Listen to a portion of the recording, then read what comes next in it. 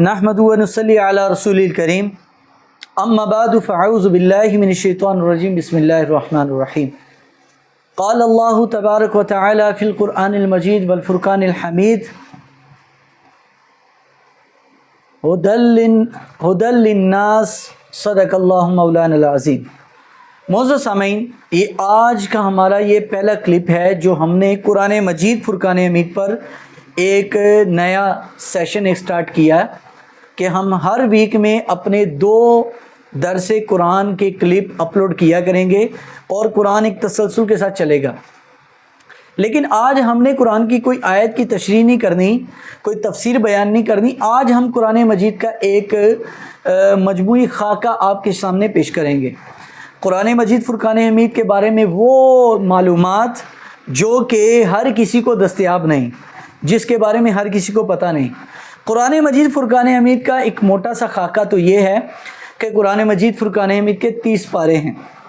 قرآن مجید کی صورتیں 114 ہیں، ان میں سے 87 صورتیں وہ ہیں جو مکہ میں اتری، اور اس کے علاوہ قرآن مجید فرقان حمید کی 28 صورتیں وہ ہیں، 27 صورتیں جو مدینہ منورہ میں نازل ہوئیں، اور قرآن مجید کی آیات 6243 کے قریب آیات ہیں کم و بیش جو قرآن مجید میں اللہ پاک نے نازل فرمائی ہیں۔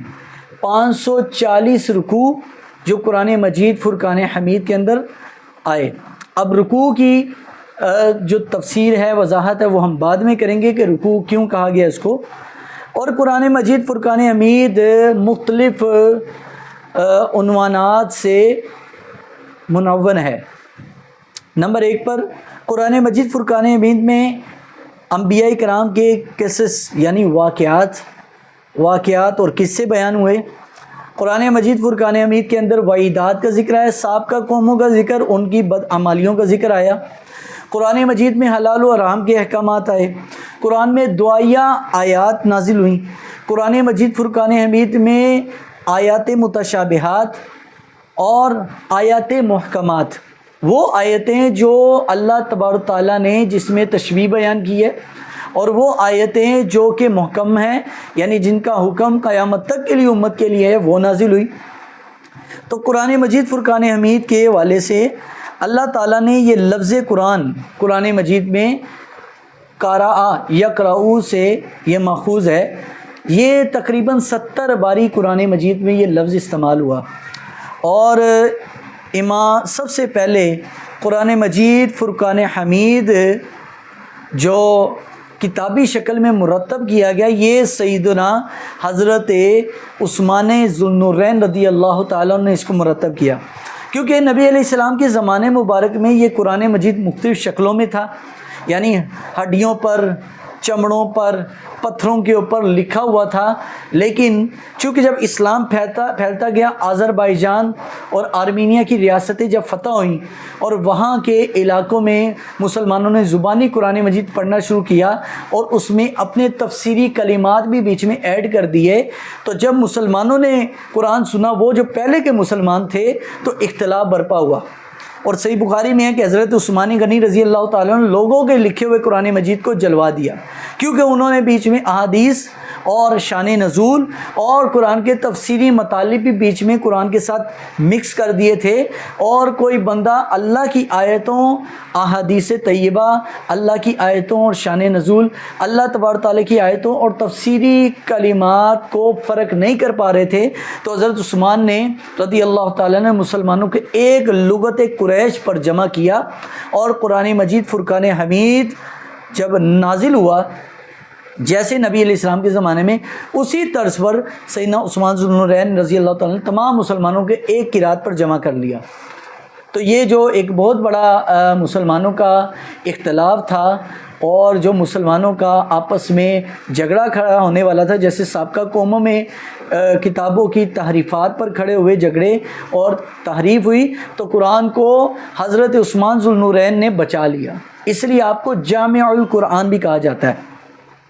تو قرآن مجید فرقان حمید کی 500 کے قریب آیتیں وہ ہیں جو حلال و حرام سے جو ہے مطابقت رکھتی ہیں، یعنی جن میں احکامات ہیں۔ اس لیے جتنے بھی فقہا، چاروں فقہا، چاروں فقہ اربع یعنی امام احمد بن حنبل، مالک، شافعی اور امام اعظم ابو حنیفہ رحمۃ اللہ علیہ کی جو فقہ ہے وہ ساری اسی پر بنیاد ہے، یعنی قرآن مجید کی ان 500 آیات پر، اور 4000 کے قریب احادیث ہے۔ لیکن چونکہ ہمارا ٹاپک یہاں پر قرآن مجید تو ہم قرآن پر ہی بات کریں گے۔ تو سب سے پہلا قرآن مجید کا جو ترجمہ ہوا وہ فارسی کے اندر سورہ فاتحہ کا ترجمہ کیا، اور وہ ترجمہ بھی صحابی رسول سیدنا سلمان فارسی رضی اللہ تعالیٰ عنہ نے وہ قرآن مجید کا ترجمہ کیا۔ اب قرآن مجید کے ناموں پر آتے ہیں۔ لفظ قرآن کے مختلف معنی ہیں۔ علماء نے تقریباً 19 کے قریب قرآن کے مختلف نام بیان کیے۔ اللہ پاک نے قرآن مجید کو قرآن بھی کہا، کتاب بھی کہا، صحیفہ بھی کہا، ام الکتاب بھی کہا، ہدی للناس ہدایت بھی کہا، فرقان اور حق اور باطل کے درمیان فرق کرنے والی کتاب بھی کہا، حکمت و دانائی والی کتاب بھی کہا، ذکر یعنی نصیحت والی کتاب بھی کہا، تنزیل اللہ کی طرف سے آہستہ آہستہ نازل ہونے والی کتاب بھی کہا، اور نور یعنی اللہ کی طرف سے روشنی، ہدایت کی روشنی بھی قرآن مجید کو کہا گیا۔ تو قرآن مجید فرقان حمید کو اللہ تبارک تعالیٰ نے اپنے محبوب علیہ الصلوۃ والسلام پر 23 سال کے عرصہ میں نازل کیا۔ اب آتے ہیں قرآن کے نقطے کی طرف، اور وہ نقطہ یہ ہے کہ قرآن مجید کی سب سے چھوٹی آیت کون سی ہے؟ تو یاد رکھیے قرآن مجید فرقان حمید کی آیات کے حساب سے سورہ طٰہٰ کی جو پہلی آیت ہے طٰہٰ، یہ سب سے چھوٹی آیت ہے، اور سب سے بڑی آیت قرآن مجید فرقان حمید کی وہ قرض کے متعلق ہے، جو آیت نمبر 282 ہے سورہ بقرہ کی۔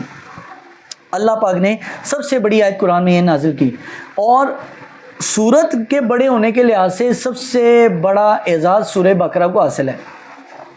286 آیات ہیں اس سورہ بقرہ کی، اور اللہ تبارک تعالیٰ نے اس سورت کو بڑی فضیلت عطا کی ہے، اور یہ واحد سورت ہے جس کی آخری 2 آیتوں کو نبی علیہ السلام نے فرمایا، یہ سورہ فاتحہ اور سورہ بقرہ، اس کی جو آخری 2 آیتیں ہیں یہ وہ فضیلت کی حامل صورتیں ہیں جس کو رب العالمین جل وعلا نے اپنے عرش کے خزانوں میں سے خزانہ، جو پہلی کسی کتاب میں نازل ہوئی، واحد اس قرآن مجید میں سورہ بقرہ کی 2 آیات نازل ہوئی۔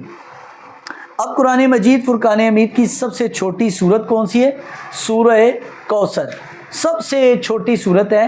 انا اعطیناک الکوثر فصل لربک وانحر ان شانئک هو الابتر۔ قرآن کی سب سے بڑی سورت سے لے کے سب سے چھوٹی سورت تک، درمیان میں جتنی صورتیں ہیں پورے الحمد سے والناس تک، اللہ کا یہ چیلنج ہے۔ اللہ نے اتنا بڑا چیلنج کیا قیامت تک کے لوگوں کے لیے کہ فأتوا بسورۃ من مثلہ، اس سورت کی طرح کی کوئی ایک سورت بنا کر لے آؤ، یا ایک آیت بنا کر 10 آیتیں بنا کر لے آؤ، نہیں لا سکتے، یہ چیلنج ہے۔ تو آج تک قرآن جیسا قرآن کوئی نہیں نازل کر سکتا، نہ بنا سکا، نہ اس کی کاپی کر سکا، نہ اس کی طرح کا کوئی کتاب بنا سکا۔ اور قرآن کو قرآن کہنے کی بھی وجہ یہ ہے کہ یہ کائنات کی سب سے زیادہ پڑھی جانے والی کتاب ہے، اس لیے اس کو قرآن کہا گیا۔ قرآن مجید فرقان حمید میں جس مرد کا، یعنی عام انسانوں میں انبیاء کے علاوہ اگر کسی مرد کا نام آیا، وہ ایک ہی نام ہے، وہ حضرت زید رضی اللہ تعالیٰ عنہ۔ سورہ احزاب کے اندر اللہ تعالیٰ نے آیت نمبر 37 میں ان کا نام زید یہ قرآن میں ذکر کیا۔ بقایا کسی صحابی کا قرآن میں نام سے ذکر نہیں آیا، ہر صحابی کی تعریف میں اس کی صفات کا اللہ نے تذکرہ کیا ہے۔ اور قرآن مجید میں ایک خاتون کا ذکر جو سب سے زیادہ آیا وہ حضرت بی بی مریم ہے، اور 34 بار اللہ تعالیٰ نے بی بی مریم کا ذکر فرمایا، اور حضرت موسیٰ علیہ السلام کا ذکر خیر تقریباً 500 سے زائد باری جناب موسیٰ علیہ السلام کا نام مبارک آیا۔ 2657 باری اللہ نے لفظ اللہ قرآن میں استعمال کیا، اور یہ قرآن مجید فرقان حمید کا اعزاز ہے۔ اور کسی کا نام اللہ تبارک تعالیٰ کا اللہ کے علاوہ اتنے زیادہ باری نہیں آیا۔ اللہ کا نام آیا، یا اس کے بعد اگر کسی کا سب سے زیادہ نام آیا تو جناب موسیٰ علیہ السلام کا۔